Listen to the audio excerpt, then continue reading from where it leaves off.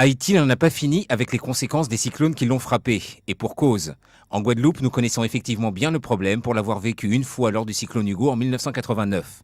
C'est entre autres une des raisons qui pousse aujourd'hui le Comité de solidarité Haïti 2008 à redoubler d'efforts. Parmi les partenaires, le Conseil général qui mettait à disposition du comité le fort Fleur d'Épée dans le cadre d'une manifestation ponctuelle intitulée 6 heures pour Haïti. Alors l'objectif de la journée est de récolter le maximum de fonds pour notre projet de reconstruction. Donc par ça, nous avons des tableaux, comme on voit dans cette salle, des tableaux de plasticiens haïtiens et guadeloupéens qui sont en vente. Nous avons les artistes qui vont se produire sur la scène à l'extérieur. Calbasca, l'Académie du Cas, Armand Acheron, Jacques Schwarzbart, Jomimi et plus d'autres que j'oublie. Et donc la collecte de 2-3 euros pour Haïti continue dans l'enceinte. Et avec tout l'argent qu'on va récolter, je pense que ça va être l'une des dernières collectes qu'on va devoir faire.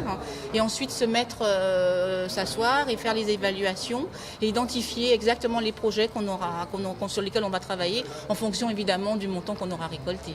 D'accord. Des artistes qui mettent également leur talent au service des sinistrés de l'île voisine et déjà évoluant depuis plusieurs années dans un contexte parfois dramatique, il y en a. Et pas des moindres. Pour tous, un seul objectif, donner un peu de leur talent pour continuer à aider comme nous pourrions bien l'être un jour. C'est suite à un mouvement-là que nous commençons depuis plusieurs semaines en fait. C'est un mouvement de solidarité avec le comité de solidarité pour Haïti, Guadeloupe-Haïti. Par rapport à tout ça qui passe ces derniers temps-là, 4 cyclones de suite, et puis tous les dégâts qui naissent, c'est des biens qui nous ont passé par là, nous peut passer par là aussi. Donc on pense que c'est intéressant de faire un mouvement de solidarité avec les frères et sœurs caraïbéens. Et bien que la situation de l'île soit toujours aussi délicate qu'au lendemain du passage du dernier cyclone, la situation sur place n'a guère évolué. Et ce, malgré les apports permanents des pays et îles voisines. Nous connaissons toute la situation, ça n'a pas grandement changé depuis.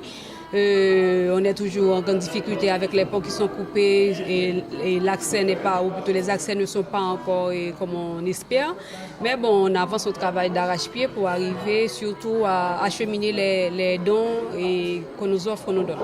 Alors, une scène exceptionnelle qu'est le fort Fleur d'Épée, des artistes de talent et une bonne action en faveur des sinistrés d'Haïti, c'est ce que vous proposent donc en contrepartie de votre aide les membres du comité de solidarité.